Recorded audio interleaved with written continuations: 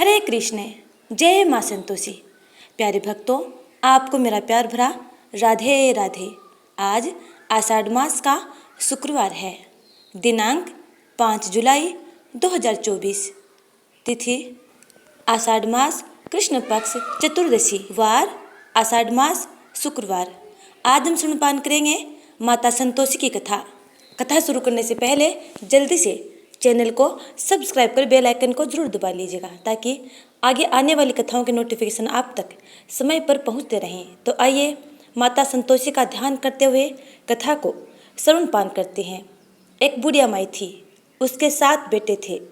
6 कमाने वाले थे, जबकि एक निकम्मा था। बुढ़िया माई 6 बेटों की रसोई बनाती, भोजन कराती और उनसे जो कुछ जूठन बचती वह 7वें को दे देती। एक दिन वह पत्नी से बोला, देखो मेरी माँ को मुझ पर कितना प्रेम है। पत्नी बोली, क्यों नहीं, सबका जूठा जो तुमको खिलाती है।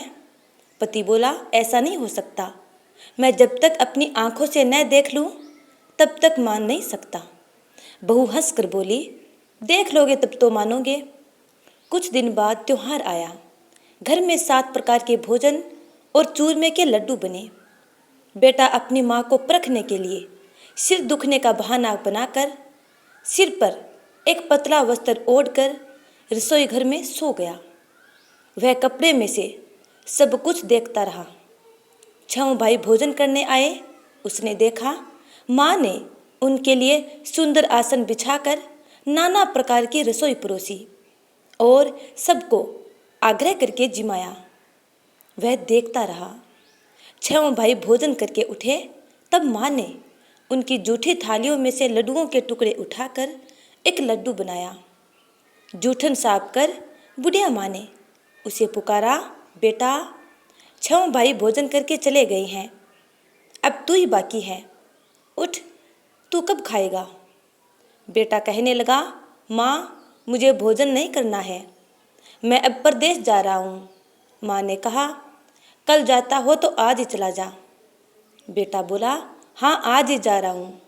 यह कहकर वह घर से निकल गया। चलते समय उसे अपनी पत्नी की याद आ गई। पत्नी गौशाला में उपले थाप रही थी। वह वहाँ जाकर बोला, हम जावें परदेश, आवेंगे कुछ काल, तुम रहियो संतोष से, धर्म आपनो पाल।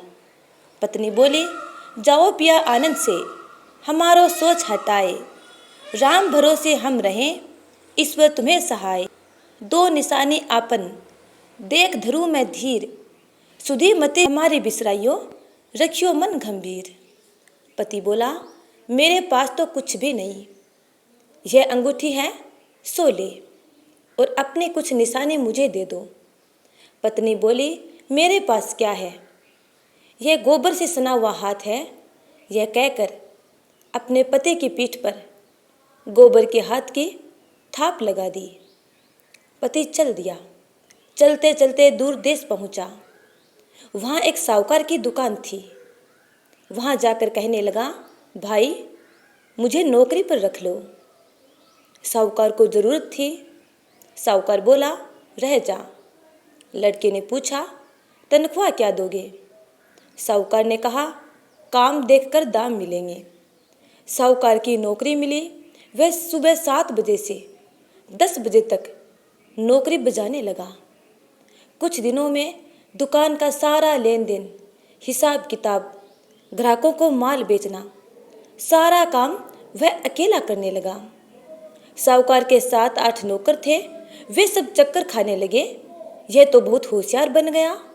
सेठ ने भी काम देखा और 3 महीने में ही उसे का हिस्सेदार बना लिया। वह कुछ वर्ष में ही नामी सेठ बन गया और मालिक सारा कारोबार उस पर छोड़कर चला गया। दूसरी ओर उसकी पत्नी को सास ससुर दुख देने लगे। सारी गृहस्थी का काम करा के उसे लकड़ी लेने जंगल में भेजते। इस बीच घर के आटे से जो भूसी निकलती उसकी रोटी बनाकर रख दी जाती और फूटे नारियल की नारेली में पानी। एक दिन वह लकड़ी लेने जा रही थी। रास्ते में बहुत सी स्त्रियां माता संतोषी का व्रत करती दिखाई दी। वह वहां खड़ी होकर कथा सुनने लगी और पूछा, बहनों, तुम किस देवता का व्रत करती हो और उसके करने से क्या फल की प्राप्ति होती है? यदि तुम इस व्रत का विधान मुझे समझा कर कहोगे तो मैं तुम्हारा बड़ा एहसान मानूंगी। तब उनमें से एक स्त्री बोली, सुनो, यह संतोषी माता का व्रत है। इसके करने से निर्धनता, दरिद्रता का नाश होता है और जो कुछ मन में कामना हो सब संतोषी माता की कृपा से पूरी होती है। तब उसने उससे व्रत की विधि पूछी।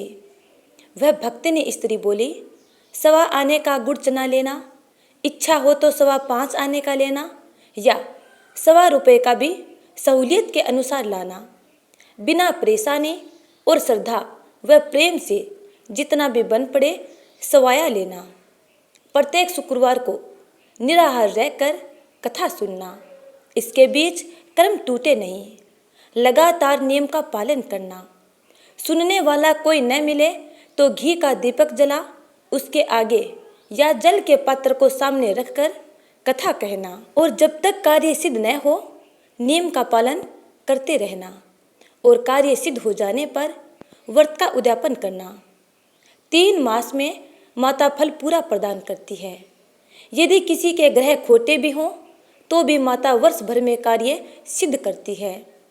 फल सिद्ध होने पर उद्यापन करना चाहिए, बीच में नहीं। उद्यापन में 2.5 सेर आटे का खाजा तथा इसी परिमाण से खीर तथा चने का साग करना।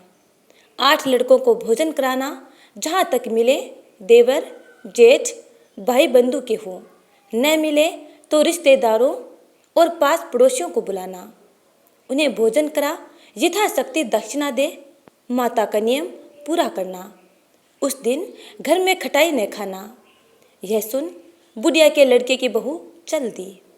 रास्ते में लकड़ी के बोझ को बेच दिया और उन पैसों से गुड़ चना ले माता के व्रत की तैयारी कर आगे चली और सामने मंदिर देखकर पूछने लगी, यह मंदिर किसका है? सब कहने लगे, माता संतोषी का है। यह सुनकर माता के मंदिर में जाकर चरणों में लौटने लगी। दीन हो विनती करने लगी, माँ, मैं निपट अज्ञानी हूँ, व्रत के कुछ भी नियम नहीं जानती, मैं दुखी हूँ। हे माता जगत जननी, मेरा दुख दूर कर, मैं तेरी शरण में हूँ। माता को दया आई। एक शुक्रवार बीता कि दूसरे को उसके पति का पत्र आया और तीसरे शुक्रवार को उसका भेजा हुआ पैसा आ पहुँचा। यह देख जेठ जेठानी मुंह सिकोड़ने लगे। लड़के ताने देने लगे। काकी के पास पत्र आने लगे, रुपया आने लगा। अब तो काकी की खातिर बढ़ेगी। बेचारी सरलता से कहती, भैया कागज आवे रुपया आवे, हम सबके लिए अच्छा है। ऐसा कहकर आंखों में आंसू भरकर संतोषी माता के मंदिर में आ मातेश्वरी के चरणों में गिरकर रोने लगी। माँ, मैंने तुमसे पैसा कब मांगा है? मुझे पैसों से क्या काम है? मुझे तो अपने सुहाग से काम है। मैं तो अपने स्वामी के दर्शन मांगती हूँ। तब माता ने प्रसन्न होकर कहा, जा बेटी, तेरा पति आएगा। यह सुनकर खुशी से बावली होकर घर में जाकर काम करने लगी। अब संतोषी माता विचार करने लगी, इस भोली पुत्री को मैंने कह तो दिया कि तेरा पति आएगा, लेकिन कैसे? वह तो इसे सौपन में भी याद नहीं करता। उसे याद दिलाने को मुझे ही जाना पड़ेगा। इस तरह माताजी उस बुढ़िया के बेटे के पास जाकर सौपन में प्रकट होकर कहने लगी, साहूकार के बेटे सो रहा है या जागता है? वह कहने लगा, माता सोता भी नहीं जागता भी नहीं हूँ, कहो क्या आज्ञा है? माँ कहने लगी, तेरे घर बार है या नहीं? वह बोला, मेरे पास सब कुछ है, माँ बाप है, बहू है, क्या कमी है? माँ बोली, भोले पुत्र, तेरी बहू घोर कष्ट उठा रही है। तेरे माँ बाप उसे परेशानी दे रही हैं। वह तेरे लिए तरस रही है, तू उसकी कुछ सुध ले। वह बोला, माँ, यह तो मुझे मालूम है, परंतु जाऊं तो कैसे? परदेश की बात है, लेन देन का कोई हिसाब नहीं, कोई जाने का रास्ता नहीं आता, कैसे चला जाऊं?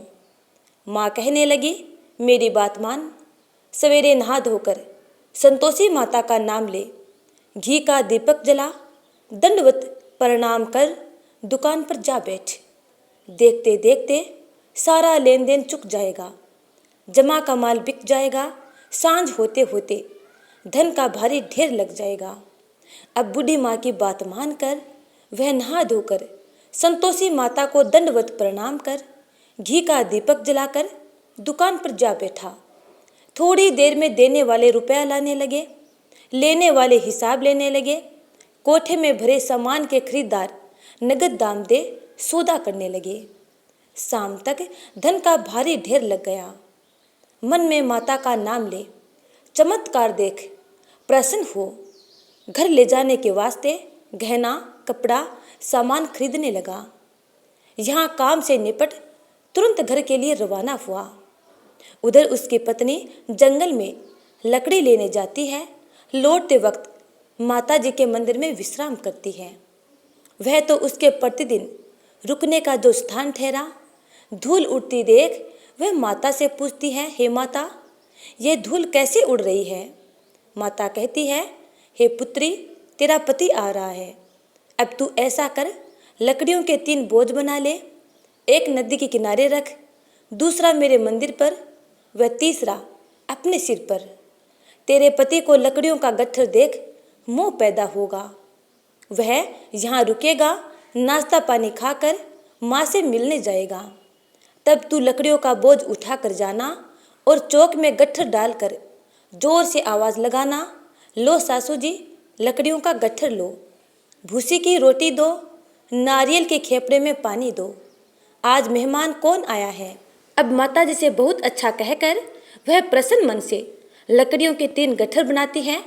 एक नदी के किनारे पर रखती है, एक माता जी के मंदिर पर और तीसरा अपने सिर पर।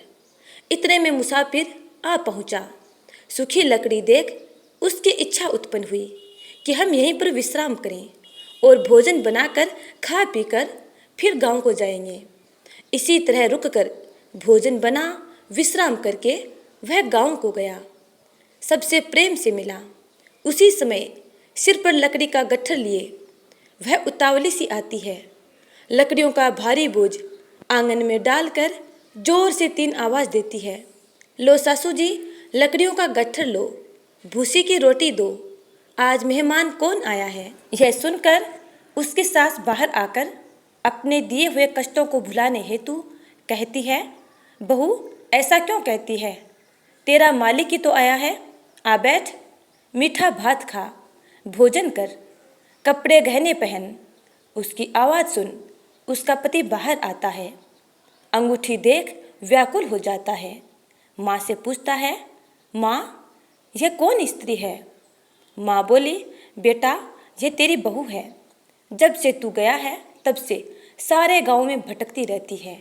घर का काम काज कुछ करती नहीं, 4 पहर आकर खा जाती है। वह बोला, ठीक है माँ, मैंने इसे भी देखा और तुम्हें भी। अब दूसरे घर की ताली दो, मैं उसी में रहूँगा। माँ बोली, ठीक है, जैसी तेरी मर्जी। तब वह दूसरे मकान की तीसरी मंजिल का कमरा खोलकर सारा सामान उसमें जमा कर देता है। एक दिन में राजा के महल जैसा ठाट हो जाता है। अब क्या था, बहू सुख भोगने लगी। इतने में शुक्रवार आया। बहू ने अपने पति से कहा, मुझे संतोषी माता के व्रत का उद्यापन करना है। पति बोला, खुशी से कर लो। वह उद्यापन की तैयारी करने लगी। जिठानी के लड़कों को भोजन के लिए कहने गई। उन्होंने मंजूर किया, परंतु पीछे से जिठानी ने अपने बच्चों को सिखाया, देखो भोजन के समय खटाई मांगना, जिससे उसका उद्यापन पूरा न हो। लड़के जीवने आए, खीर खाना पेट भर खाया, परंतु बाद में खाते ही कहने लगे, हमें खटाई दो, खीर खाना हमको नहीं भाता, देखकर अरुचि होती है। वह कहने लगी, भाई खटाई किसी को नहीं दी जाएगी, यह तो संतोषी माता का प्रसाद है। लड़के उठ खड़े हुए, बोले, पैसा लाओ। भोली बहू कुछ जानती नहीं थी, उन्हें पैसे दे दिए। लड़के उसी समय हट करके इमली खटाई ले आए और खाने लगे। यह देखकर बहू पर माताजी का कोप हुआ। राजा के दूत उसके पति को पकड़कर ले गए। जेठ जेठानी मन माने वचन कहने लगे, लूट लूट कर धन इकट्ठा कर लाया है, अब सब मालूम पड़ जाएगा जब जेल की मार खाएगा। बहू से ये सब सहन नहीं हुए। रोती हुई माताजी के मंदिर गई, कहने लगी, हे माता, तुमने क्या किया? हंसाकर अपने भक्तों को रुलाने लगी। माता बोली, बेटी, तूने उद्यापन करके मेरा व्रत भंग किया है। वह कहने लगी, माता, मैंने कुछ अपराध किया है? मैंने तो भूल से लड़कों को पैसे दे दिए थे, मुझे क्षमा कर दो, मैं तुम्हारा उद्यापन फिर से करूँगी। माँ बोली, अब भूल मत करना। वह बोली, अब भूल नहीं होगी, अब बतलाओ वे कैसे आवेंगे? माँ बोली, जा पुत्री, तेरा पति तुझे रास्ते में आता मिलेगा। वह निकली, राह में पति आता मिला। वह पूछने लगी, कहाँ गए थे? पति कहने लगा, इतना धन जो कमाया था उसका टैक्स राजा ने मांगा था, वह भरने गया था। वह प्रसन्न हो बोली, भला हुआ, अब घर को चलो। कुछ दिन बाद फिर शुक्रवार आया। वह पुनः पति को बोली, मुझे फिर से माता संतोषी का उद्यापन करना है। पति ने कहा, करो। बहू फिर जेठ के लड़कों को भोजन को कहने गई। जेठानी ने एक दो बातें सुनाई और सब लड़कों को सिखाने लगी, तुम सब लोग पहले ही खटाई मांगना। लड़के भोजन से पहले कहने लगे, हमें खीर नहीं खानी है, हमारा जी बिगड़ता है, कुछ खटाई दो खाने को। वह बोली, खटाई किसी को नहीं मिलेगी, आना है तो आओ। इतना कहकर वह ब्राह्मण के लड़कों को लाकर भोजन कराने लगी। यथाशक्ति दक्षिणा की जगह एक एक फल उन्हें दिया। इसके बाद माता संतोषी प्रसन्न हुई। माता की कृपा होते ही 9वें मास में उसके चंद्रमा के समान सुंदर पुत्र प्राप्त हुआ। पुत्र को पाकर प्रतिदिन माताजी के मंदिर को वह जाने लगी। माँ ने सोचा, यह रोज मेरे मंदिर में आती है, आज क्यों न इसके घर चलूं?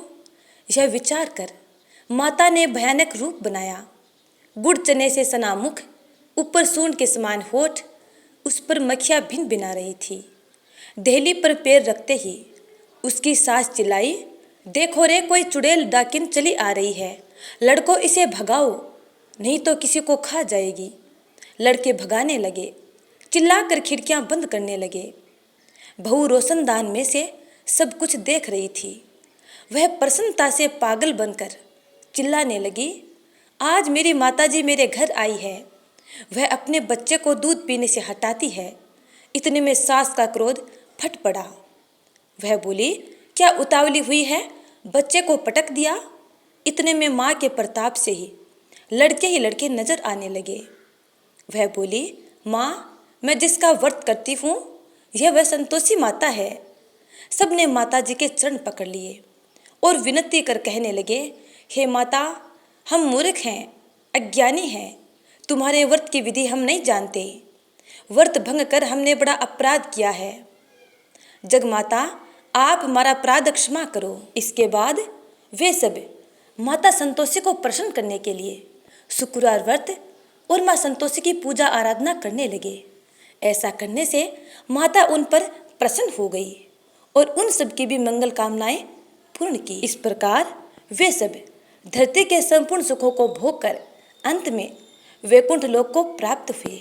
हे माँ संतोषी, जिस प्रकार आपने बहू को प्रसन्न हो जैसा फल दिया, वैसे ही अपने सब प्यारे भक्तों की मंगल कामनाएं पूर्ण करना, उनके मंगल मनोरथों को पूर्ण करना। प्रेम से बोलिए, जय माँ संतोषी। अब सुनते हैं संतोषी चालीसा। बंदो संतोषी चरण रिद्धि सिद्धि दातार, ध्यान दरत ही होत नर दुख सागर से पार। भक्तन को संतोष दे संतोषी तव नाम, कृपा करहु जगदम्ब अब आया तेरे धाम। जय संतोषी मात अनुपम, शांति दायनी रूप मनोरम, सुंदर वर्ण चतुर्भुज रूपा, वेश मनोहर ललित अनुपा। श्वेतांबर रूप मनहारी, माँ तुम्हारी छवि जग से न्यारी। दिव्य स्वरूपा आयत लोचन, दर्शन से हो संकट मोचन। जय गणेश की सुता भवानी, रिद्धि सिद्धि की पुत्री ज्ञानी। अगम अगोचर तुम्हारी माया, सब पर करो कृपा की छाया। नाम अनेक तुम्हारे माता, अखिल विश्व तुमको ध्याता। तुमने रूप अनेकों धारे, को कही सके चरित्र तुम्हारे। धाम अनेक कहाँ तक कहिए, सुमिरन तब करके सुख लइए। विंध्याचल में विंध्यावासिनी, कोटेश्वर सरस्वती सुहासिनी। कलकत्ते में तू ही काली, दुष्ट नासिनी महाकराली। संबलपुर बहुचरा कहाती, भक्त जनों का दुख मिटाती। ज्वाला जी में ज्वाला देवी, पूजित नित्य भक्त जन सेवी। नगर बम्बई की महारानी, महालक्ष्मी तुम कल्याणी। मधुरा में मीनाक्षी तुम हो, सुख दुख सबकी साक्षी तुम हो। राजनगर में तुम जगदम्बे, बनी भद्रकाली तुम अम्बे। पावागढ़ में दुर्गा माता, अखिल विश्व तेरा यश गाता। काशीपुराधीश्वरी माता, अन्नपूर्णा नाम सुहाता। सर्वानंद करो कल्याणी, तुम्ही शारदा अमृतवाणी।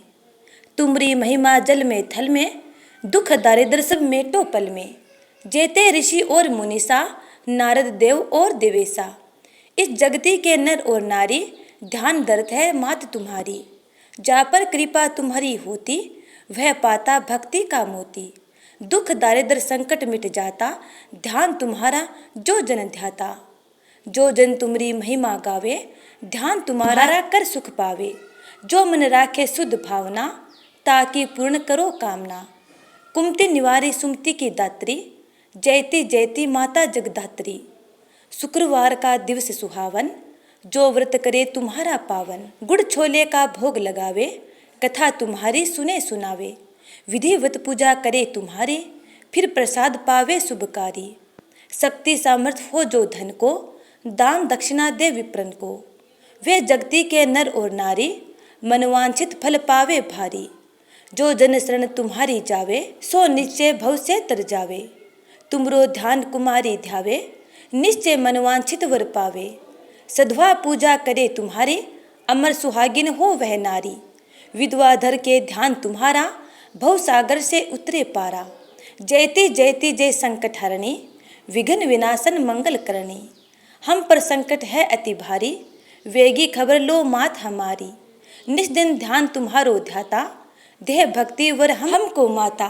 यह चालीसा जो नित गावे, सो भवसागर से तर जावे। संतोषी माँ के सदा बधहूँ पग निवास, पूर्ण मनोरथ हो सकल, मात हरो भवत्रास। तो प्रेम से बोलिए जय माँ संतोषी। प्यारे भक्तों, आज हमने सुनी आषाढ़ मास शुक्रवार को संतोषी माता व्रत कथा और संतोषी चालीसा। उम्मीद करती हूँ कि आपको ये वीडियो अच्छा लगा है। यदि अच्छा लगा है तो लाइक कमेंट कर देना और ज़्यादा से ज़्यादा लोगों में शेयर कीजिएगा, ताकि आपको अधिक से अधिक पुण्य की प्राप्ति हो। अगली कथा का इंतजार करना। तब तक के लिए जय श्री राधे, जय श्री हरि विष्णु।